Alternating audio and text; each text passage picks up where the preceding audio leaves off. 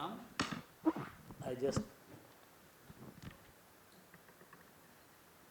just at this invitation of Mahesh, I came here and I was not having anything.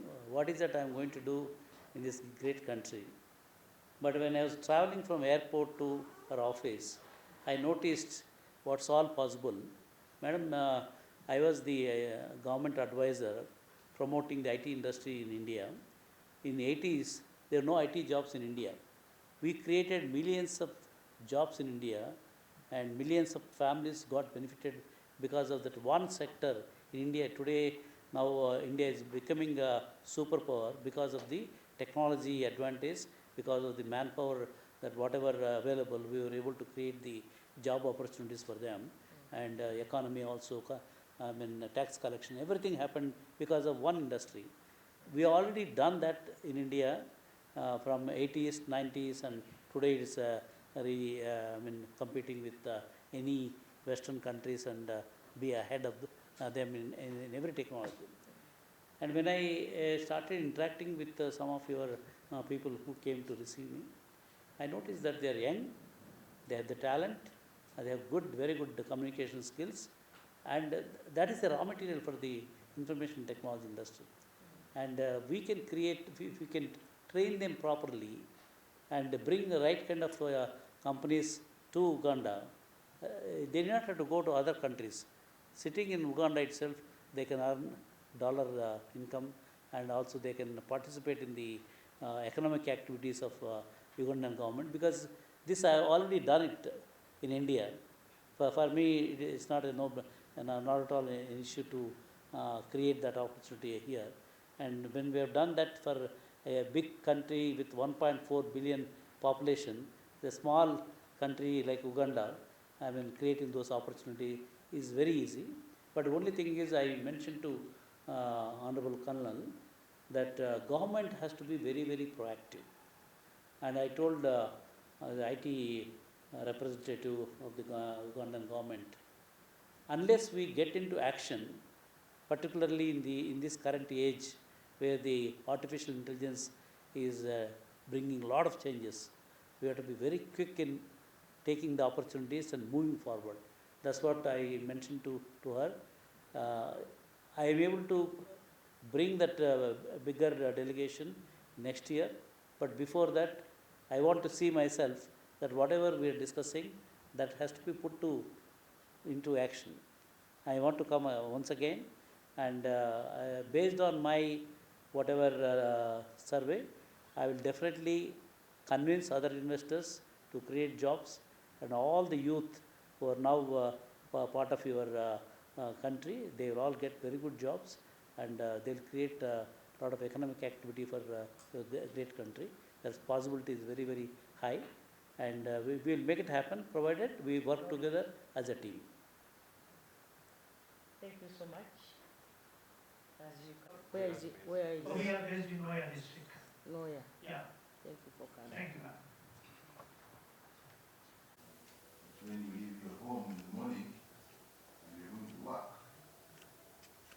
you plant a seed by the roadside, and in the evening as you go back home, this is I call a general because of the providence of God, to that of the car. In our previous meeting this afternoon, I put it the way you put it. 4 billion population, the small country like Uganda, creating those opportunities is very easy. But the only thing is, I mentioned to Honorable Colonel that government has to be very proactive. And I told the IT representative of the Ugandan government, unless we get into action, particularly in this current age where the artificial intelligence is bringing a lot of changes, we have to be very quick in taking the opportunities and moving forward. That's what I mentioned to her. I am able to bring that bigger delegation next year, but before that, I want to see myself that whatever we are discussing, that has to be put into action.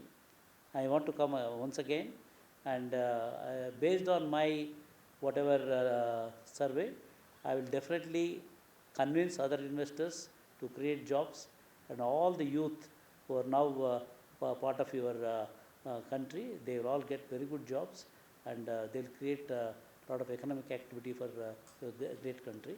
That possibility is very, very high, and we will make it happen provided we work together as a team. Thank you so much. As you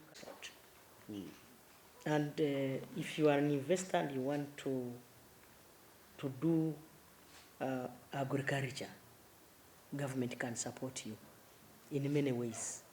We shall be enumerating as time goes on. Then lastly,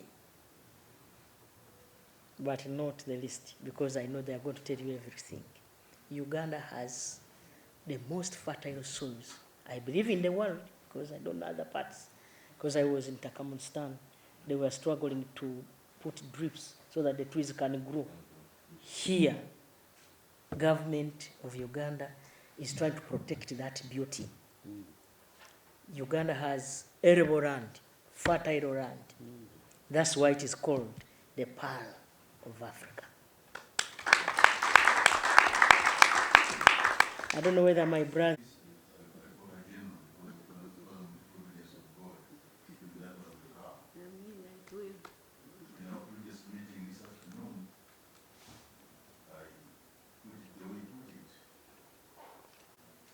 When you leave your home in the morning and you're going to work, you plant a seed by the roadside, and in the evening as you go back home, eating the outlook of the 5 years, and I submit. Lastly, Uganda is gifted by nature of the source of River Nile. Other areas try to invest as a country. We have connected this country on tarmac roads from north to south, east to west. What we are doing now is to make sure that, because we know any investment requires cheap means of production. Our power now, the cost of power here is 5 cents, 5 US cents per unit. 5 cents, US cents, yeah. 5 US cents, yeah, per unit. And that now means that our power is one of those that are cheap in this continent. So you produce your products a bit cheaper so that it is easy for you to compete, yes, on the global market. Then the others, yes, we are a landlocked country, but we are connecting the standard gauge railway with our neighbors, the Kenyan neighbors. And we are in the process of starting the construction. So it will be cheaper for us if you want to export globally, to go through the standard gauge railway. You come and we grow together. Sure. You come, sure, and be part of Uganda, so that, because Uganda is going to be a developed country in the near future. Yes. I project that in the near future. The African projection is 2063, but for us we are saying 2040. By the year 2040, we think Uganda will be among those developed countries. Will attract 0% on import duty. 10-year tax holiday for manufacturing of consumer goods, including the ICT goods that also go outside the country, that if you are exporting 80% outside of the East African community, you will be enjoying a tax rate of 10 years. The other one is all goods imported for use in tourism, including ICT, will all have a 0 import duty, full exemption. In addition, there will be 100% deduction of income tax for scientific research. And I'm glad that you mentioned that you are in skilling and upskilling and reskilling. And lastly, but not least, Prime Minister, is 100% deduction of income tax for training expenditure. So again, when you import to train, then you are attracting 100% deduction of income tax for permanent and permanent. Policies we have put in place so that our investors receive the best out of us. Because when we know when you come here to invest, you will create jobs like you have already said. Now, there are incentives, which I will request my brother here from Uganda Investment Authority to enumerate for you. One, we give tax holidays. We allow you to import machinery as long as you are going to use them in our industries free of taxes. Has a young population. I believe our population is the youngest among all African nations. Fairly educated, like you said. They speak very good English. So you just need to train that population to shoot into what you need to do. And so this is another advantage, very young population, energetic, and they need employment. We as government has put in place favorable conditions that can help our investors to invest here. You can repatriate your money. That's another advantage, isn't it? Yes. Make profit, repatriate the profit. Then Uganda has come up with 4 strategic principles that can help us grow our economy tenfold. One of them is agro-industrialization. Why? Because Uganda is an agricultural country, so we have a number of agricultural products that need where we can add value. For example, coffee. This year, Uganda produced more than 70 million bags of coffee, and 78. We surpassed Ethiopia. We are now the leading producer of coffee. That's another area where you can invest. Yes. Remember, we have been exporting our coffee in raw form, coffee beans. I was in Italy recently, and I met these big companies, Eli, Ravasa, you know those big companies. And all of them import coffee from here. I see. Coffee beans. Now, when they import coffee, they give us only $3. A kilogram of coffee, which is value added, costs over $30. $30. Between 30 to 40, depending on the season. Now you can see, if we had added value on our coffee from here, all that money would come here. We would get jobs for our people. You get what I mean? They would use our electricity. They would use everything. They would pay tax eventually after they have invested here. But now all that money and jobs are exported to. Recently, I was in Turkmenistan. I represented the president in the summit for landlocked countries. While there, we discovered that we need to add value to our products. Africa has 1.5 million people.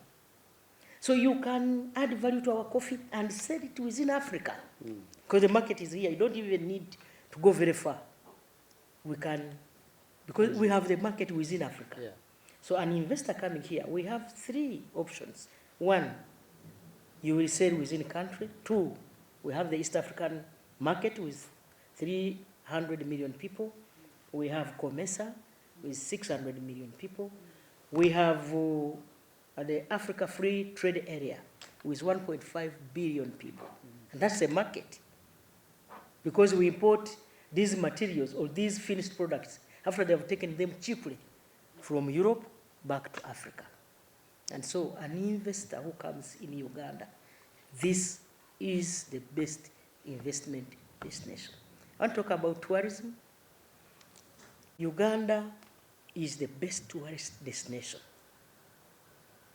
That is another area where you can invest. The other day, I saw somebody from Dubai. Here we don't know heat, these extreme heat conditions. We don't know. Here we don't know winter. We don't. We have never seen winter here.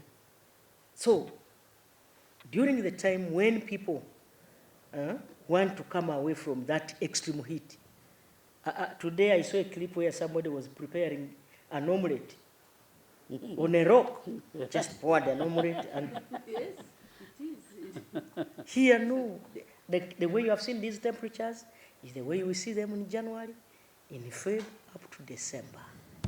So, gifted by nature. The best weather conditions in the world, by the way. Yes.